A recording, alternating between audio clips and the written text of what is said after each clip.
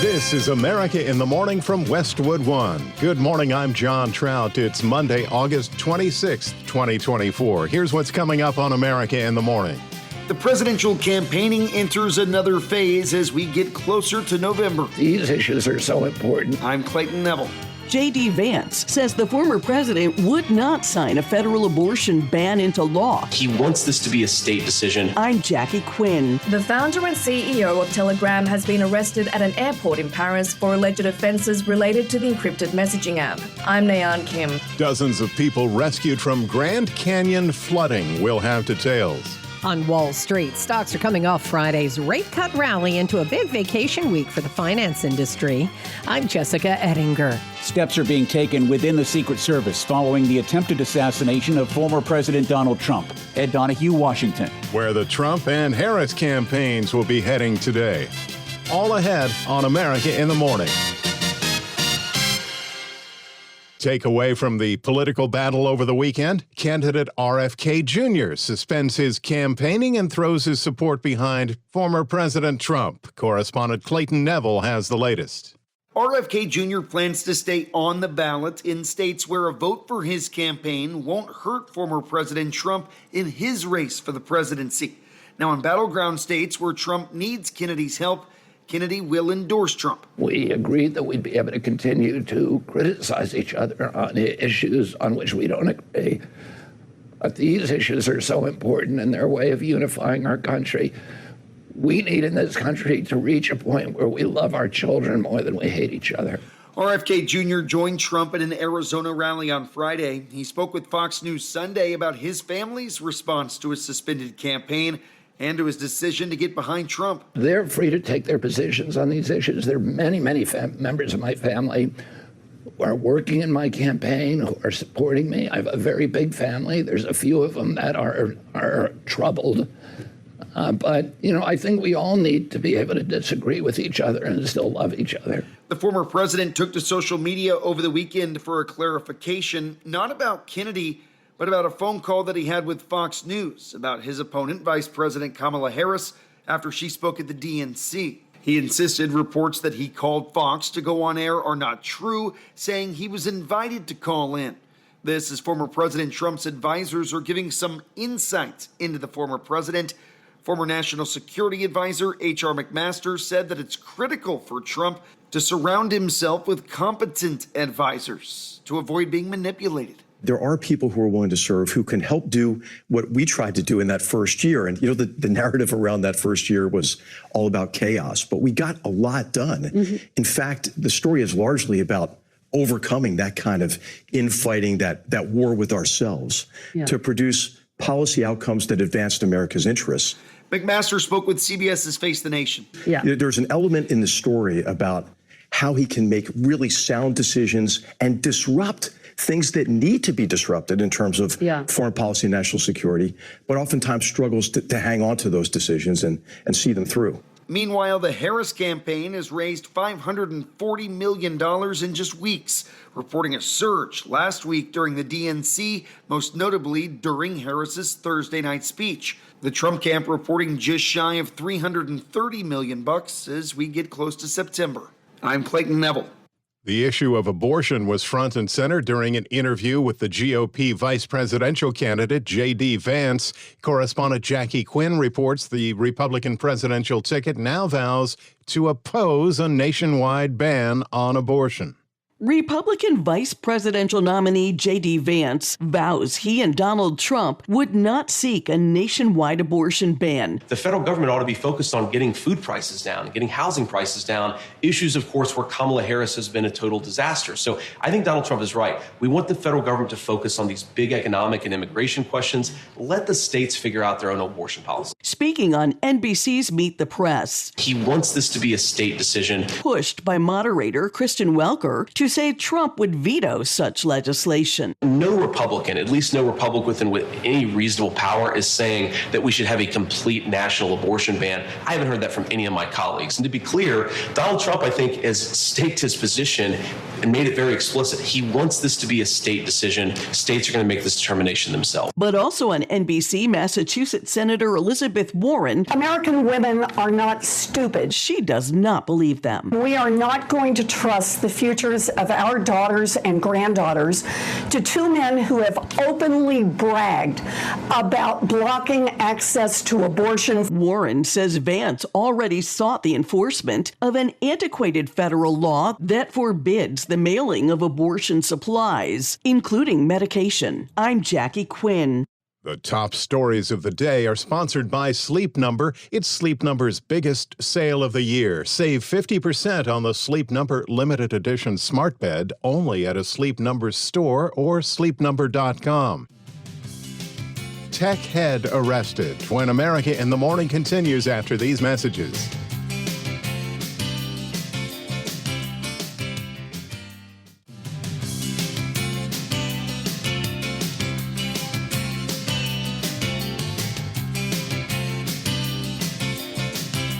This is America in the Morning. AccuWeather.com meteorologist Matt Rindy takes a look at where gusty thunderstorms can develop today. A strong cold front will continue eastward through the northern plains states, and it will be a very warm and humid day ahead of that. This will spark some thunderstorms from eastern Wyoming into South and North Dakota this afternoon, and then expanding into Nebraska and Minnesota late in the day. These storms will have the potential for damaging winds, hail, and even a tornado. Thunderstorms can continue into tonight, heading into Wisconsin. Additional showers and thunderstorms will also develop farther south through the Rockies from Colorado into New Mexico. A few of these storms could produce localized flash flooding. And it will be a dry day through West Texas into the Central Plains and the Great Lakes ahead of this boundary, but it will also be turning hot with abundant sunshine. Highs will be widespread in the 90s and 100s, with some records being challenged in parts of Kansas and eastern Nebraska. There will be some relief in eastern Texas, where thunderstorms will hold temperatures mostly in the 80s. The heat is going to continue to build into the eastern states by midweek. It'll also be warming up in the western states today after a brief period of afternoon highs below the historical average. Highs will once more reach into the 90s in the California valleys into Oregon. And in between that heat in the plains and the west, it will be cooler with some clouds and showers through the northern Rockies. Highs will be in the 50s and 60s in some of the coolest spots. Meanwhile, a system in the northeast will continue to produce some showers and thunderstorms from eastern New York into New England today. That's the weather across America. It's going to be a hot day in Omaha, Nebraska today with plenty of sunshine and a high of 101. Billings, Montana will be cooler with some rain and thunder and a high of 66. That's the nation's weather. I'm AccuWeather.com meteorologist Matt Rindy. Remember, you can follow us wherever you get your podcasts: Apple, Spotify, Amazon, and YouTube. Just search America in the Morning in your favorite listening app. I'm John Trout. More is being learned about the arrest of Telegram's CEO over alleged offenses related to his messaging app. Correspondent Nayan Kim reports.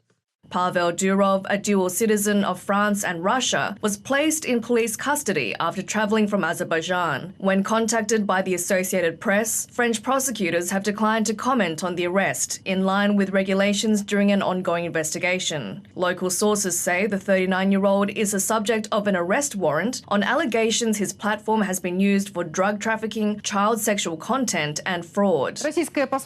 Russian state media is reporting the Russian embassy in France has demanded consular access to Durov. Telegram has nearly 1 billion active monthly users, with the encrypted platform becoming a major source of information and disinformation about the war in Ukraine. I'm Nayan Kim.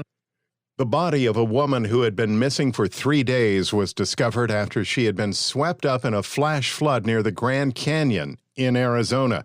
Correspondent Julie Walker reports that more than 100 people so far have been rescued, and the National Guard has been deployed to assist. We called in Black Hawk helicopters that came in during the evening around maybe 8 p.m. when it was getting darker. They had their big light shining, and they kept coming in like about 4 times, evacuating visitors as much as they could load on the helicopter. Rochelle Toulouse, a Havasupai tribal member who lives in the Grand Canyon, says several tourists had to be evacuated by Black Hawk helicopter after bridges were washed away. I know that our tourist office, some local men, first responders, I know are all out below Mooney Falls going towards the Colorado River on foot that are also checking. The area prone to flooding, turning its iconic blue-green waterfalls popular with tourists chocolate brown. Toulouse says they are closed to tourism. I'm Julie Walker. When we return on America in the Morning, companies benefiting from the current political climate. After these messages.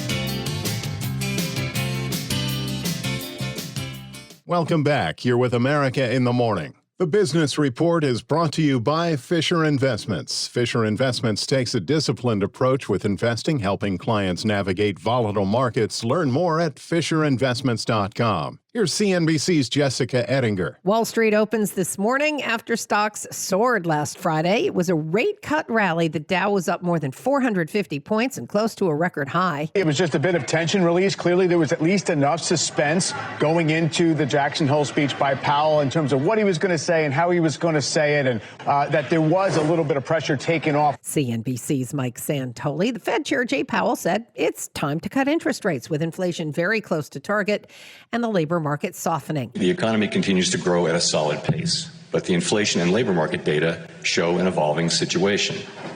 The upside risks to inflation have diminished, and the downside risks to employment have increased.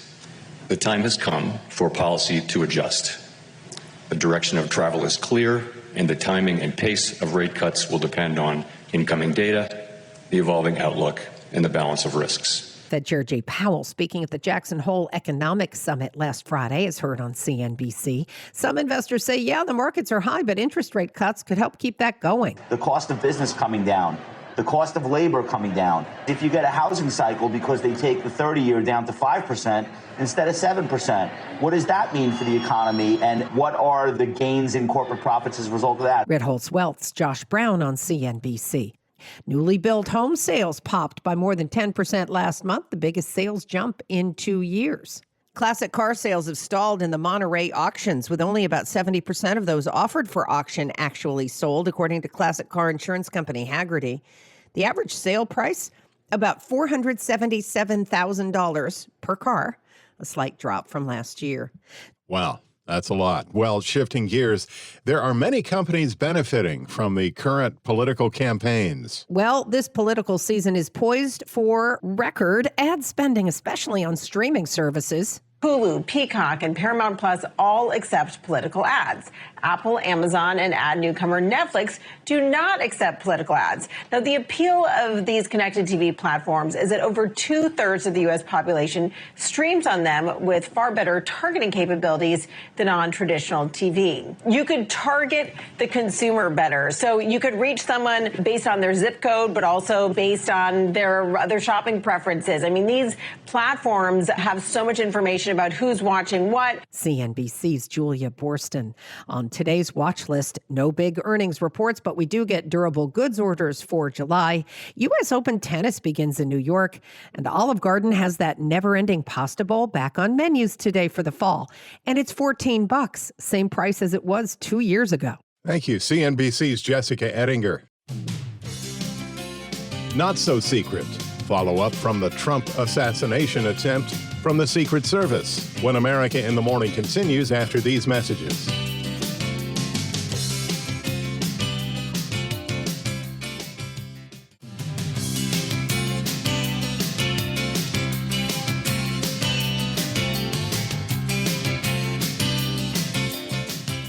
Welcome back. This is America in the Morning. Israel and Lebanon's Hezbollah exchanged their heaviest fire after months of strikes and counterstrikes, raising fears of an all-out war that could potentially draw in the United States, Iran, and militant groups across the region. In the latest round, Israel says 100 warplanes launched airstrikes targeting thousands of rocket launchers across southern Lebanon.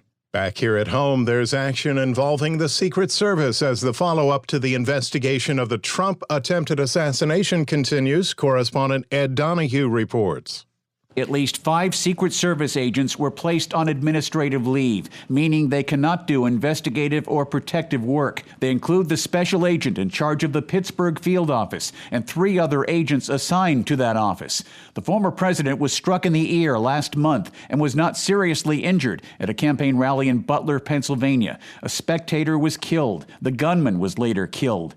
The source says one of the 5 agents was assigned to Trump's protective detail. Multiple investigations have started into a complicated law enforcement failure that allowed a man with an AR-style rifle to get close enough to shoot and injure the former president. Ed Donahue, Washington.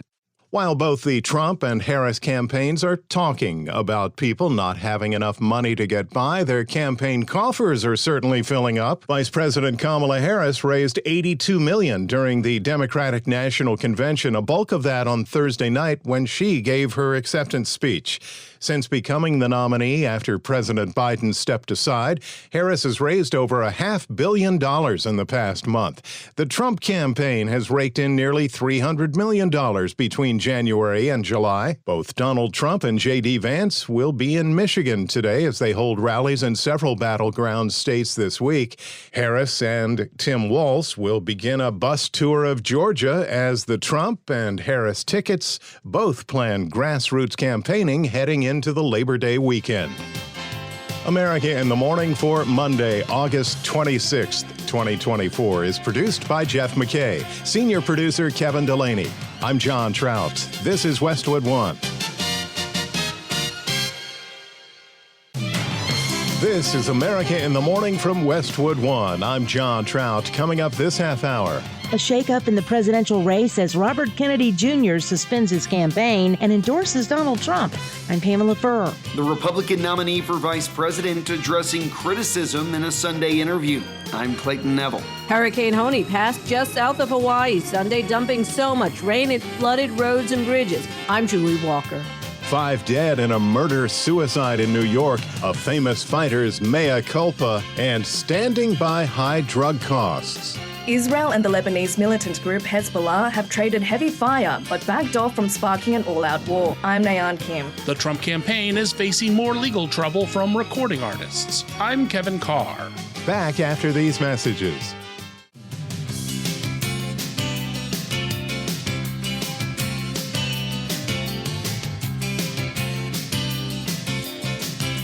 '90s and 100s expected today in parts of Texas. Welcome back to America in the Morning. Here's AccuWeather.com meteorologist Matt Rindy. It will be a dry day through West Texas into the Central Plains and Great Lakes ahead of a strong cold front moving toward the region. From that, it'll be hot with abundant sunshine. Highs will be widespread in the 90s and 100s, with some afternoon temperatures getting very close to record territory in parts of eastern Kansas into eastern Nebraska. There will be some relief in eastern Texas, where thunderstorms will hold temperatures mostly in the 80s. This heat is going to continue to build eastward tomorrow into Wednesday. After a brief period of cool weather this past weekend, it will also be warming up again in the western states today. Highs will once more reach into the 90s in the California valleys into Oregon. And the aforementioned strong cold front in the northern plains will continue eastward, and the heat and humidity out ahead of that will provide a good fuel source for thunderstorms to develop this afternoon. This will develop first in eastern Wyoming and South and North Dakota, and then expand into Nebraska and Minnesota late in the day. These storms will have the potential for damaging winds, hail, and even a tornado. Thunderstorms then can continue tonight heading into Wisconsin. Additional showers and thunderstorms will also develop farther south through the Rockies from Colorado into New Mexico. A few of those storms could also produce localized flash flooding. Behind that front, it is going to be much cooler in parts of the northern Rockies. There'll be plenty of clouds and some showers and even a thunderstorm. Highs will be in the 50s and 60s in some of the coolest spots. Meanwhile, a system in the northeast will continue to produce some showers and thunderstorms from eastern New York into New England today. A few of these storms could be heavy with damaging winds and small hail. That's the nation's weather. I'm AccuWeather.com meteorologist Matt Rindy. I'm John Trout. Remember, follow us wherever you get your podcasts: Apple, Spotify, Amazon, and YouTube. Just search America in the Morning in your favorite listening app. Big story from the campaign trail over the weekend. Robert F. Kennedy Jr. suspends his independent candidacy for president, throwing his support behind former President Trump. Pamela Furr with more on the praise and criticism for the decision and how the move will impact the 2024 election. Don't you want a president who's going to protect America's freedoms? RFK Junior joining Trump on stage at an Arizona rally on Friday. Who has been an incredible champion for so many of these values that we all share, and we've shared them for a long time. Kennedy appeared on Fox News Sunday. It became clear to me that I did not have a path to victory. 16 months of censorship, of not being able to get on any network really except for Fox. He says Trump had been reaching out to him. And I talked to him a few hours after the assassination attempt, and we had a long conversation by phone. I then had 2 extensive meetings, and there were issues, the broad issues that were most important to me, the ones that brought me into the campaign, which was ending the Ukraine war, ending the censorship, and protecting children's health. We're all reforming our food supply, all the things that we need to do to make our children healthy again. He says the two have agreed to continue to criticize each other on things they don't agree on. Meanwhile, the Kennedy family releasing a statement denouncing their brother's endorsement. His sister Carrie Kennedy spoke to ABC News. I just am outraged and disgusted by my brother's actions. I think it's a gaudy and obscene embrace of Donald Trump. I love Bobby. I abhor what he did. RFK Jr. says the decision is agonizing because of the difficulties it causes his wife, children, and friends. But he says he has the certainty that this is what he is meant to do, and that gives him internal peace. I'm Pamela Furr. With Democrats pouncing on the abortion debate at the Democrat National Convention, former President Trump's running mate in his race for the presidency was pressed on national TV about controversial comments he made about women and a potential federal ban on abortion. Correspondent Clayton Neville reports. Republican Senator and Vice Presidential nominee J.D. Vance was asked by Kristen Welker on NBC's Meet the Press if former President Trump would ban abortion if elected. To be very clear, he would not support it. I mean, he said that explicitly. Yeah, I mean, if you're not supporting it as the President of the United States, you fundamentally have to veto it. So he would veto a federal abortion ban? I think he would. He said that explicitly, that he would. Welker asked Vance if he could commit to the administration rejecting a potential federal abortion ban. You will not impose a federal ban on abortion? I can absolutely commit that, Kristen, and Donald Trump has been as clear about that as possible. I think it's important to step back and say, what has Donald Trump actually said on the abortion question, and how is it different from what Kamala Harris and the Democrats have said? Donald Trump wants to end this culture war over this particular topic. Donald Trump's view is that we want the individual states and their individual cultures and their unique political sensibilities to make these decisions, because we don't want to have a nonstop federal conflict over this issue. Vance addressed criticism over comments that he made while running for Senate back in 2021 about women without kids, referring to some of them as childless cat ladies. Look, I regret certainly that a lot of people took it the wrong way, and I certainly regret that the DNC and Kamala Harris lied about it. But do you regret what you said, Senator? Look, Kristen, I'm going to say things from time to time that people disagree with. I'm a real person. I'm going to make jokes. I'm going to say things sarcastically. When pressed about regretting those comments, I think that it's much more important for me to just be a normal human being who sometimes says things that people disagree with. I have a lot of regrets, Kristen, but making a joke 3 years ago is not at the top 10 of the list. The interview comes as Vance works to bounce back from favorable ratings that have dwindled in recent weeks. I'm Clayton Neville. Roads are washed out from 1.5 feet of rain, and many remain stranded without power on Hawaii's Big Island as Hurricane Hone sweeps past the 50th state. Correspondent Julie Walker reports. Hurricane Hone passed just south of Hawaii Sunday, dumping so much rain it flooded roads and bridges, including in Pahala, where Phil Becker lives on his coffee plantation. We're trapped up here. We can't get in or out.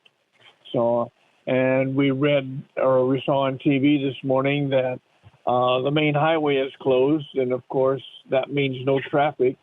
And we live on the emergency road, or the Cane Hall Road, and it's flooded on both directions. But Becker says on a positive note, his coffee beans need the rain. Our rain gauge can hold 10 inches and it's overflowing. He estimates at least 14 inches. As the rain gets pushed up the mountain terrain, it wrings it out, kind of like wringing out a wet towel, and it's been really soaking those areas. There's been flooding of roads cut off by high flood waters there in the windward sections of the Big Island. The Central Pacific Hurricane Center's John Gelsema says they've been advising residents be prepared for tropical storm force winds and heavy rainfall that could potentially cause life-threatening flash flooding. Becker says he's been trying to check on a cousin who lives in an area where mudslides are possible. I'm Julie Walker. When we return on America in the Morning, cyber attacks suspected at one of our nation's largest airports. After these messages.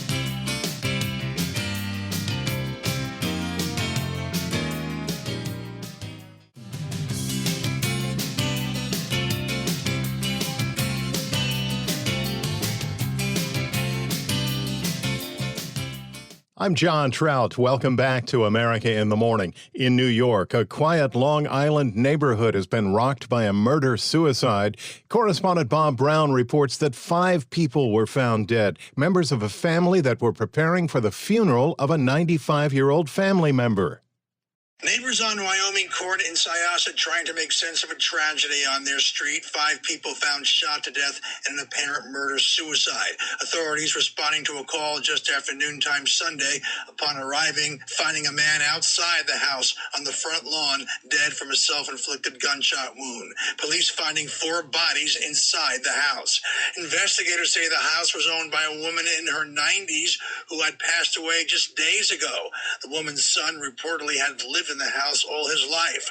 This neighbor, speaking to News 4 New York, lives across the street. A tragedy, really, really a tragedy for the family. I just saw that they pulled in and they were there to be there for the mother's funeral and then, to pay respect. The family was also reportedly arranging for the sale of the house prior to the tragedy. Bob Brown, New York. For the first time since 2018, Nebraska's Offutt Air Force Base held its Defense of Freedom Air and Space Show, drawing tens of thousands in extremely hot weather. The base used dozens of buses to ferry people to and from the event, but delays in busing people combined with the high temperatures left many with heat stress and dehydration. Medical staff at the military base say they treated 150 people for heat-related issues, and 7 people required hospitalization. To the boxing ring, where a famous fighter is offering a belated apology, correspondent Ed Donahue explains. Rousey says reposting the video was the single most regrettable decision of her life and didn't even believe the video, but was so horrified at the truth she was grasping for an alternative fiction to cling to instead. The issue of Rousey's posting of the Sandy Hook video recently came up on Reddit when she invited users to ask her questions about her recently launched fundraising campaign for her first graphic novel. Some asked why Rousey didn't issue a strong apology for amplifying the conspiracy theory about the shooting. Ronda Rousey apologized this came 11 years too late, but said she regretted it every day of her life since and will continue to do so until the day she dies. I'm Ed Donahue.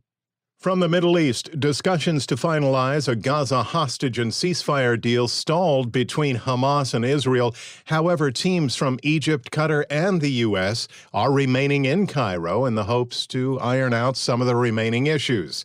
After a surprise Israeli airstrike using over 100 fighter jets targeted Hezbollah missile launching pads in Lebanon and the terrorist group firing rockets and drones at Israel, both sides moved swiftly at containing the fighting and not escalating the hostilities. The Israeli precision strikes in Lebanon were aided by the U.S. military providing logistics, a move aimed at Iran as a reminder not to interfere with the situation in Gaza. Correspondent Naam Kim has more on the story. The cross-border attacks came as high-level talks resumed in Cairo, aimed at a ceasefire between Israel and Hamas in the war in Gaza. In a speech, Hezbollah leader Hassan Nasrallah said their attack was a response to Israel's killing of their top militant commander last month, but was delayed until now to give the Gaza ceasefire talks a chance. At a cabinet meeting, Israeli Prime Minister Benjamin Netanyahu said the military eliminated thousands of rockets aimed at northern Israel and that this was not the end of the story. Egypt is currently hosting high-level talks, including the US chairman of the Joint Chiefs of Staff, the CIA director, as well as the head of Israel's intelligence agency. Hamas has sent a delegation to be briefed by mediators, but is not directly taking part in negotiations. I'm Nayan Kim. The maker of two popular weight loss drugs has defended their increased costs, saying the blockbuster drugs are, in the end, saving taxpayers money on obesity-related costs. The CEO of Novo Nordisk told NBC News that obesity costs Americans over $400 billion annually. This comes as the Novo Nordisk CEO will be testifying to a Senate committee next month on the high cost of some prescription drugs and why Wegovy costs close to $1,300 monthly in the U.S., but only $137 in Germany and under $100 in the U.K. America in the Morning continues. Cyber attacks suspected at the Seattle-Tacoma Airport. Websites, phone systems, and the maritime port reported offline. Numerous flights canceled over the weekend. Here's Chuck Palm with that in today's Tech Report. The Port of Seattle and Seattle-Tacoma International Airport have reported being under a possible cyber attack. The outage was first reported Saturday morning just after 9 a.m. Pacific time in a post on X by the Sea-Tac International Airport saying that they may have internet and web systems outages. Several hours later, they posted they may be experiencing certain system outages indicating a possible cyber attack. The port then posted another update just before midnight saying that travelers should check with their airlines for travel information and use apps to get your boarding pass and tags online allow for extra time to get to your gate. As of noon on Sunday, the port and maritime facilities phone systems were down and unable to confirm how many flights had been impacted. These outages come a month after the flawed update from cybersecurity software company CrowdStrike caused a global IT disruption, including airports across the country. At this point, it might be good to check FlightAware.com or your airport's website before any air travel. Visit allthetoptech.tech for more. I'm Chuck Palm. In with Monday Sports on America in the Morning, here's Robert Workman.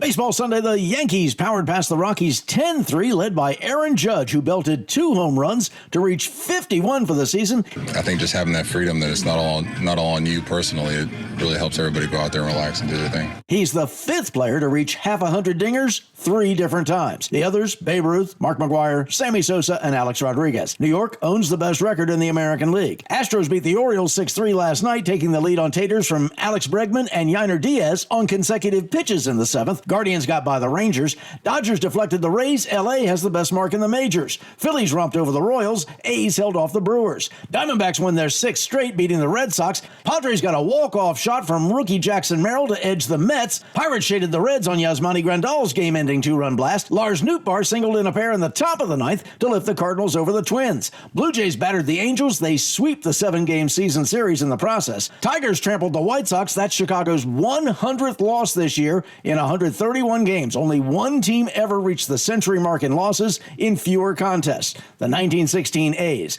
Mariners, Nationals, and Marlins win. Lake Mary, Florida got a walk-off extra inning victory over Chinese Taipei to take the Little League World Series. That's the state's first ever title after losing the final 8 times. Keegan Bradley won golf's BMW Championship in Colorado, the second leg of the FedEx Cup playoffs. He'll head into the Tour Championship in Atlanta this week as the 4 seed in the 30-man field. NFL wrapped up the preseason on Sunday. Wins for the Titans, Broncos, and Commanders. Opening night a week from Thursday, September 5th, the Super Bowl champion Chiefs host the Ravens.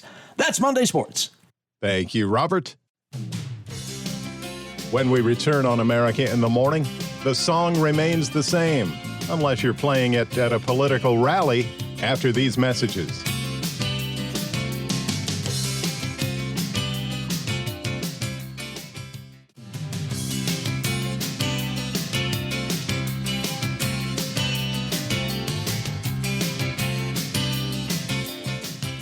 You're with America in the Morning. The topic of music rights has reared its head during this 2024 election, as some artists do not want certain candidates to use their music without permission. Kevin Carr has the story of a rock group that's demanded the campaign of Donald Trump stop using their songs.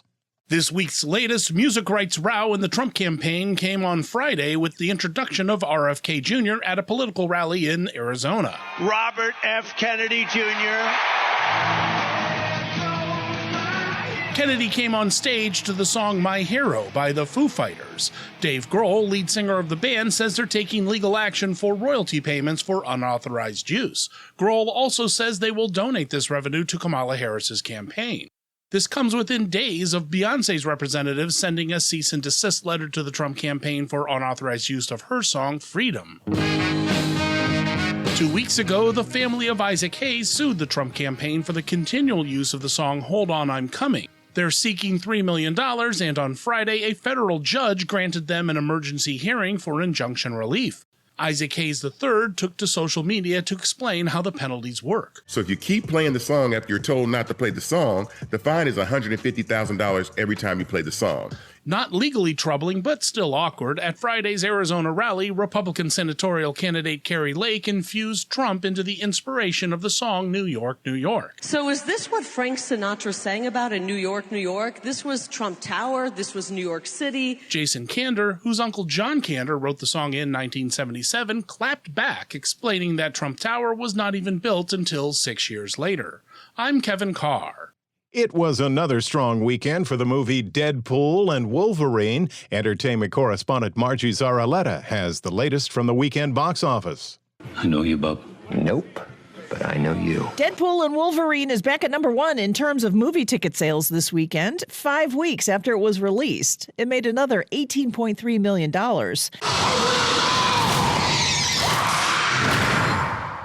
Run. Last week's #1 film, Alien Romulus, is #2 in its second weekend, while It Ends With Us is in third in its third weekend of release. So, everybody's dead. How about we start at the beginning?